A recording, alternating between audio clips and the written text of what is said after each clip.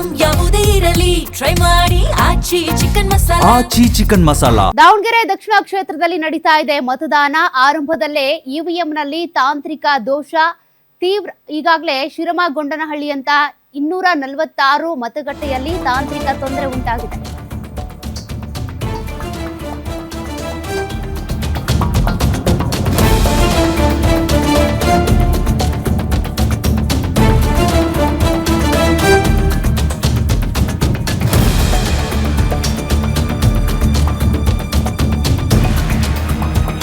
ಶಿರಮಗೊಂಡನಹಳ್ಳಿಯಲ್ಲಿ ಮತಗಟ್ಟೆಯಲ್ಲಿ 242 ಮತಗಟ್ಟೆಯಲ್ಲಿ ತಾಂತ್ರಿಕ ತೊಂದರೆ ಉಂಟಾಗಿರೋದು ಗೊತ್ತಾಗ್ತಾ ಇದೆ. ಮತದಾನ ಶುರುವಾಗ್ತಾ ಇದ್ದಂತೆ ಇವಿಎಂನಲ್ಲಿ ದೋಷ ಕಂಡು ಬಂದಿದೆಯಂತೆ.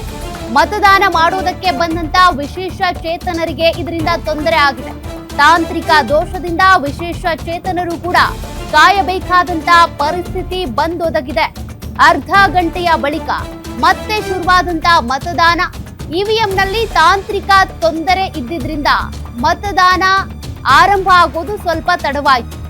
ಸರತಿ ಸಾಲಲ್ಲಿ ನಿಂತು ವೋಟ್ ಮಾಡ್ತಿರುವಂತ ಮತದಾರರು, ವೀಲ್ ಚೇರ್ನಲ್ಲಿ ಬಂದು ವೋಟ್ ಹಾಕ್ತಿರುವಂತ ವಿಶೇಷ ಚೇತನರು.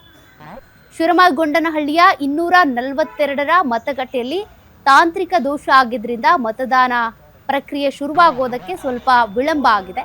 ಈಗ ಮತದಾನ ಪ್ರಕ್ರಿಯೆ ಶುರುವಾಗಿದೆ. ಸರತಿ ಸಾಲಿನಲ್ಲಿ ನಿಂತು ಮತದಾರರು ಮತದಾನವನ್ನ ಮಾಡ್ತಿದ್ದಾರೆ. ವಿಶೇಷ ಚೇತನರು ವೀಲ್ ಚೇರ್ನಲ್ಲಿ ಬಂದು ಮತದಾನ ಮಾಡಿ ಹೋಗ್ತಾ ಇದ್ದಾರೆ.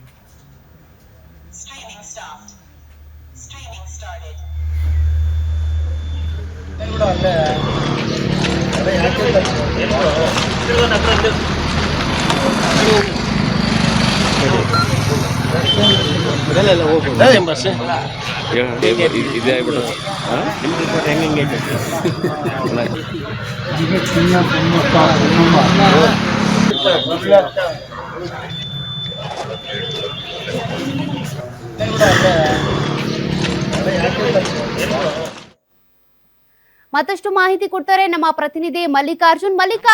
ಮೊದಲೇ ಪರಿಶೀಲನೆ ಮಾಡಿರ್ಲಿಲ್ವಾ? ಯಾಕೆ ಇವಿಎಂ ನಲ್ಲಿ ತಾಂತ್ರಿಕ ದೋಷ ಆಯ್ತು?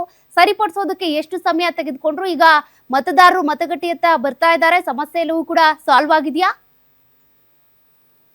ಖಂಡಿತ ಸೌಖ್ಯ. ಯಾಕಂತಂದ್ರೆ ದಾವಣಗೆರೆಯಲ್ಲಿ ಇರ್ತಕ್ಕಂತಹ 2 ಪಿಂಕ್ ಮತಗಟ್ಟೆಗಳು, ಅದರಲ್ಲೂ ಪ್ರಮುಖವಾಗಿ ಶಿರಮಗೊಂಡನಹಳ್ಳಿಯಲ್ಲಿರ್ತಕ್ಕಂತಹ ಒಂದು ಪಿಂಕ್ ಮತಗಟ್ಟೆ ಏನಿದೆ, ಬೆಳಗ್ಗೆ 7 ಗಂಟೆಗೆ ಒಂದು ಮತದಾನ ಆರಂಭವಾಗಬೇಕಾಯ್ತು. ಆದ್ರೆ 242ನೇ ಒಂದು ಮತಗಟ್ಟೆ ಏನಿದೆ ಪಿಂಕ್ ಮತಗಟ್ಟೆ, ಈ ಒಂದು ಮತಗಟ್ಟೆಯಲ್ಲಿ ತಾಂತ್ರಿಕ ದೋಷ ಉಂಟಾಗಿರ್ತಕ್ಕಂಥದ್ದು.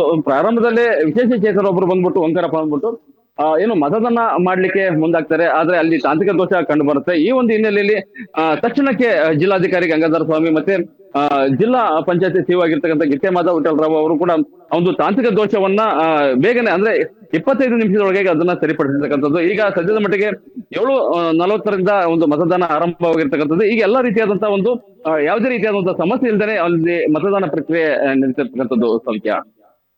ಓಕೆ, ಥ್ಯಾಂಕ್ ಯು ಮಲ್ಲಿಕಾರ್ಜುನ್ ಮಾಹಿತಿಗೆ.